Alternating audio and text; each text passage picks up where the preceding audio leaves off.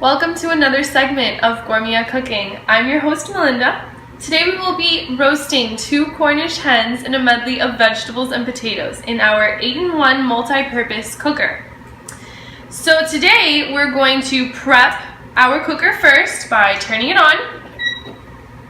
We're going to press the function button 6 times, following the illuminating light till it reaches grill, which we can also use for roasting.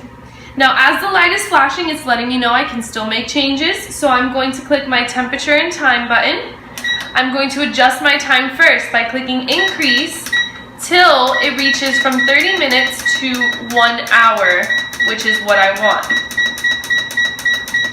Once I get to 1 hour, I'm going to click the temperature and time button, and now the temperature is flashing. I'm going to lower the temperature from 464 degrees to 302. Now that that's all set, all I have to do is press start. But first, I want to add my vegetables into the bottom of my pot. Previously, in order to prep for this wonderful roast that we're making, I cut up first some carrots. I took the bottoms off and I cut them into quadrants. Once the quadrants were cut and making sure they were even, I started off with the celery, same, cut the bottoms, cut them into quadrants, making sure that the carrots and the celery was around the same size so that they can cook at the same amount of time. And then I took my fingerling potatoes, I cut those in half, and I placed them all in one bowl with also a large white onion that I cut into small strips. I then took about 2 to 3 tablespoons of herbed garlic butter. I spread it around, and then I added 1 cup of chicken stock along with 1/4 of orange juice. Poured it all around, mixed those vegetables, made sure everybody got some love. And now I'm going to take that and I'm going to pour it into the bottom of my pot and spread it around. So now this can stay marinating at the bottom of my pot while I prepare for my roast. The 8-in-1 comes with a roasting rack, but I'm going to be using the steam rack in order for my vegetables to fit. So I'm going to put it like this on all 4 little nodules, and it's a perfect fit. Now I sliced up 1 whole lemon. So I'm going to place the lemon slices along the roasting rack just to create a nice little citrusy bed for my little hens. Once you have the lemons nice and spread around the rack, you are ready to start seasoning your hen. Now, when you start your hen, you always want to rinse, and then we're going to pat dry. So I'm going to rinse my little hen. You want to make sure that your little bird is nice and dry so that we can get that crispy skin. Now that my little bird is nice and dry, I'm going to butter it up. But before I get to butter it up, I'm going to start from the inside out, and I'm going to take a small knife and puncture upwards in the cavity into the breast meat. Being careful not to go through because you don't want to puncture the skin. But once I've made a couple holes, this is so that once I do stuff my little bird, all those flavors just go right into the meat and stay there. So now I'm going to take my pointer finger and I'm going to sweep under the skin, separating the thin film of skin from the breast. Also, there's a little nook here in between the leg and the breast that it's a wonderful home for butter and seasoning. So you're going to do that on both sides. Now, once I've done all of this, you also want to pat dry because your hands might have still been wet from rinsing. You don't want to take any chances. You want to make sure all that butter sticks. So pat dry. Okay. Now I'm going to make sure that all my butter's cut up just in case so I don't have to mess around and mess up my stick of butter. I'm going to squeeze a little bit in between my fingers, and I'm going to again lift that skin and go inside and really get that butter in there, because once that butter's in there and you start roasting this little hen, that butter is going to melt and it is going to get inside that skin and get inside that meat, and it's really just going to make for an amazing Cornish hen. So we're going to do the same thing on the other side. Again, you put as much butter as you want. I love butter, and you can never have enough in my book. So we're really going to spread it around.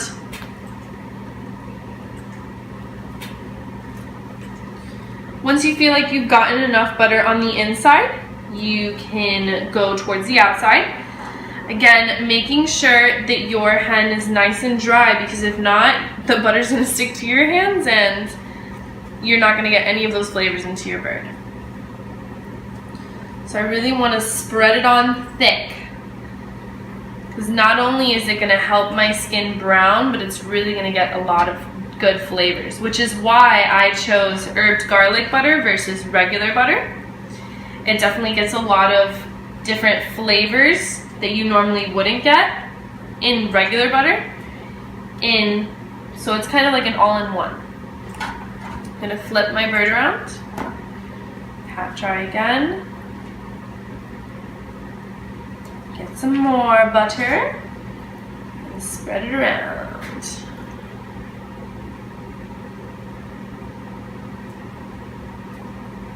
Especially if your chicken is cold, it is going to continue sweating, and as it does, it's just gonna like keep that skin very moist. So you want to make sure that it's nice and dry so that that butter sticks and we get a chance for real good flavor. Also really focus on the top of the breast. This is the part that tends to sometimes get burned in ovens and different things if you've ever roasted a turkey before, you see. So once that's done, rinse your hands in warm water to get all that butter off, and we're going to start seasoning our hen. So we're going to go from the inside out, again opening up that cavity. We're going to get a sprig of rosemary, stick it in. It's okay if it sticks out, it's perfectly fine. And about 2 nice sprigs of thyme. So we're going to grab that there, and we're going to put that in there. Again, once these herbs start getting cooked inside that cavity, all those flavors are just going to go everywhere. Once that's in there, I also want to add a clove of garlic. Just throw that in there. And should be good to go. Now for the outside, there is nothing better in this world than a beautifully seasoned skin. So I'm going to make sure that we evenly coat the whole chicken with some garlic powder. I have about a teaspoon. And making sure to get the wings, the little legs, everywhere. Some onion powder, about the same teaspoon, spreading it around. The reason why we buttered up the bird before we seasoned is for the specific reason that now the seasoning has something to stick onto. Versus if we put the butter first, you're spreading the seasoning around, and maybe one leg was going to be more seasoned than the other. This just makes sure for consistency. I'm going to get some salt at your own leisure. I put about like 2 or 3 little pinches, and we're gonna crack some pepper. So just crack it on top, just let it spread around. Nothing better than freshly cracked pepper. I also made a little concoction, so I put about 1/4 cup of chicken broth and a splash of OJ. I'm gonna open up that cavity, pour in that juice. And now our little hen is ready to be roasted. All right, now that our first little hen is in, we're ready for our second. I had already prepared this one just to save you some time from watching the same thing. So I'm going to place this one also here. And once this is ready, we're going to start. So now that my little bird is at 180 degrees, I'm going to place that aside. I'm going to take out my hens. Look at that. Don't you smell delicious?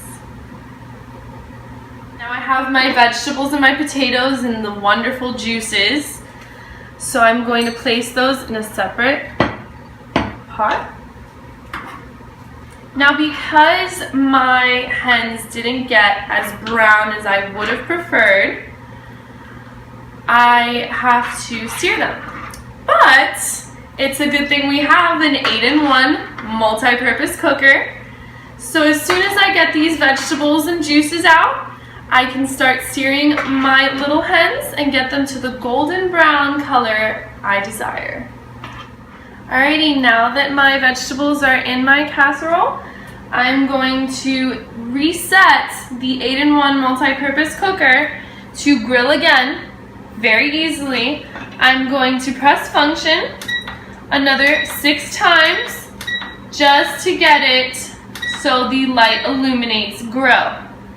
Once the light is flashing, letting me know I can still change the temperature and the time, I'm going to change the time. So I'm going to click the time and temperature button, and I'm going to move the time on down to 5 minutes. 464 degrees is just right for what we're doing, so I'm going to press start. And as my pot is heating, I'm going to place these little hens inside to get them to that nice golden brown. And we'll be right back.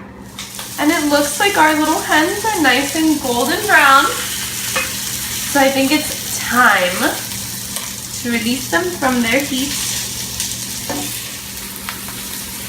Alright, well now while my veggies are crisping up, I'm going to set aside this. I didn't use all the potatoes or the carrots or the celery, but that's perfectly fine because not only can I use the juice for a soup, but I can also use those veggies. They're great for nutrients, chicken noodle soup, anything you want, basically you can use that. So I'm going to set this aside, and who knows, maybe I'll use it in another recipe. Now my potatoes are milking nice and crisp. I'm going to give them about 1 to 2 more minutes while I plate my hens. So I'll see you soon. Alrighty, and my vegetables are ready. So I'm just going to grab my plate. Some potatoes, carrots, get it all in there. And some onions, nice caramelized onions.